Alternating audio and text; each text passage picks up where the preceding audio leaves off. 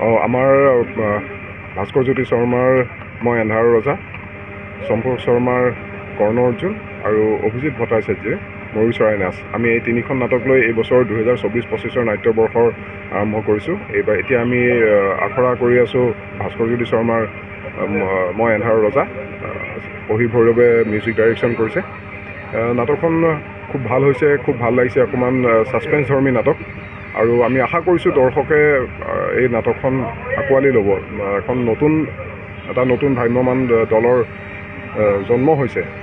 তেওঁলোকে খুব চেষ্টা কৰিছে এখন ভাল ভ্ৰাম্যমান দল যাতে তৈয়াৰ কৰিব পাৰে বাক্সাৰ এই আঠিয়াবাৰীৰ পৰা, যাতে ৰাইজৰ মৰম বুটলিব পাৰে। তাৰ কাৰণে আপোনালোকৰ সহায় সহযোগ আমাক খুবেই লাগিব আৰু লগতে ৰাইজৰ আশীৰ্বাদো লাগিব। সেইখিনিৰ কাৰণে আমি নাট্য দলটিয়ে যথেষ্ট প্ৰয়াস কৰিব লাগিব। আমি আমাৰ ফালৰ পৰা কোনো ত্ৰুটি নকৰোঁ। যিমান পাৰোঁ আমি চেষ্টা কৰিম ৰাইজৰ মৰম বুটলি ল'বৰ কাৰণে, আদৰ বুটলি ল'বৰ কাৰণে।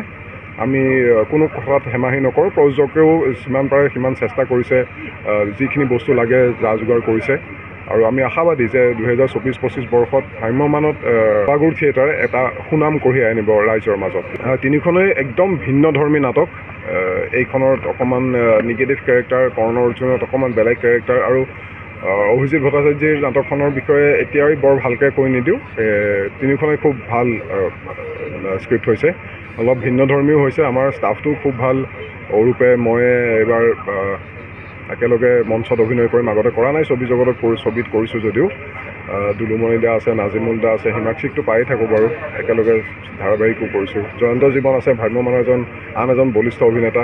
ঠিক সেইদৰে আমাৰ জোনালী বাইদেউ আছে, চুইটি আছে, বহুকেইজন শিল্পী আছে। ৰাইজে ভাল পাব, আমি আশাবাদী। মোৰ ভ্ৰাম্যমান জগততে প্ৰথম বৰ্ষ, মই প্ৰথমবাৰ খোজ দিবলৈ গৈ আছোঁ।